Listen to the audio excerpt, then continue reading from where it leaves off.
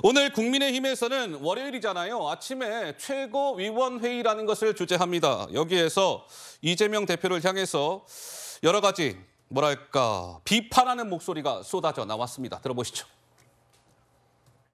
단식으로 유리한 고지를 선점하고 민주투사 코스프레로 자신의 부끄러운 혐의를 포장하며 사법 시스템을 모욕 주는 것이 이재명 대표가 약속한 당당한 태도라면 국민들의 이해와는 그 의미와 한참 다른 것 같습니다.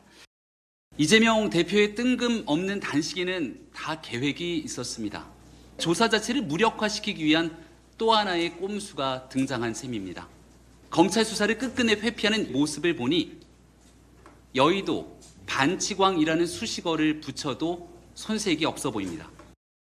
당당하게 수사를 받겠다 공언했지만 역시나 공수표에 불과했습니다.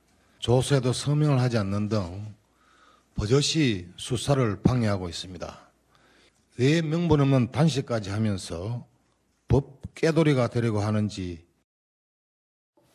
네, 그런데 이 피의자 신문 조서에 이재명 대표가 서명하지 아니하고 퇴실한 것과 관련해서 이런 얘기가 나옵니다. 그러니까 이 조서에 이재명 대표가 이제 서명을 하지 않았기 때문에 그제 수원지검에서 있었던 검찰 조사는 사실상 그냥 없던 일이 된 거 아니냐? 그러니까 무효화된 것 아니냐? 왜 정작 이 피의자가 서명을 안 했으니?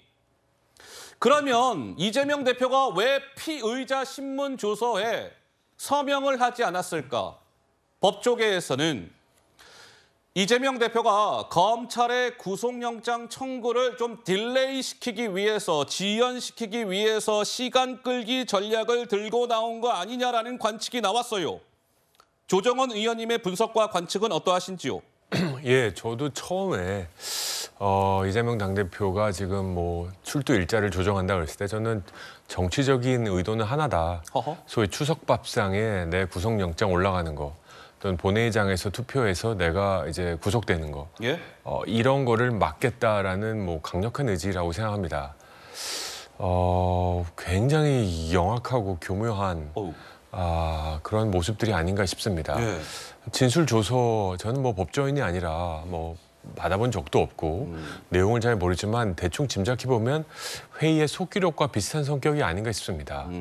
회의를 진행하고 질문을 하고 답변하는 과정에서 발언한 것들을 문서화시키는 작업인데, 만에 하나 내가 발언한 것들이 거기서 빠졌다라고 한다면 그것을 첨가해달라고 주장하면 될 것을 한 120페이지 정도 되는 거에서 40페이지 정도 보고 이제 박차고 나왔다라고 하면 어떻게 보면 이거 굉장히 의도적인 전술 전략에 의한 행위가 아니었을까 하는 생각도 합니다. 예. 만에 하나 검찰이 이재명 피의자의 발언을 고의적으로 누락한 게 있다고 하면 추후락도, 지금이락도 어떤 부분에서 누락이 됐는지, 그리고 자기의 진술이 맞는 부분만큼은 이 부분만큼은 서명하겠다고 하면서 증거력으로 인정을 하면서 진행해야 재판이 진행되는 거 아니겠습니까? 예.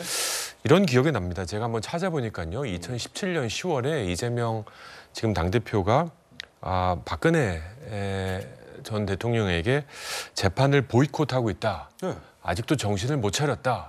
이렇게 하면서 본인은 잘못된 게 하나도 없는데 왜 또 구속하느냐고 하시는데 사유가 되니까 구속한 것이다. 이런 발언을 한 적이 있습니다. 예. 똑같은 논리로 본인은 잘못한 게 없는데 왜 자꾸 불러싸냐라고 하시는데 검찰이 보기에는 잘못한 게 있으니까 계속 소환을 하는 거거든요. 네. 정말 정정당당하게 나는 이런 생각이었고 이런 일을 했고 이런 행동을 했다라고 증언을 하시고 조서에 사인을 하시고 정말 재판정에서 본인의 무죄를 입증하는 것이 떳떳한 거지. 네. 이렇게 수십 명이 지금 관심 갖고 일어난 일을 8시간 이후에 나오면서 모두 다 물거품으로 만들어 버렸거든요. 예. 허무하다 못해 좀 너무한다. 예. 라는 생각이 들지 않을 수가 없습니다.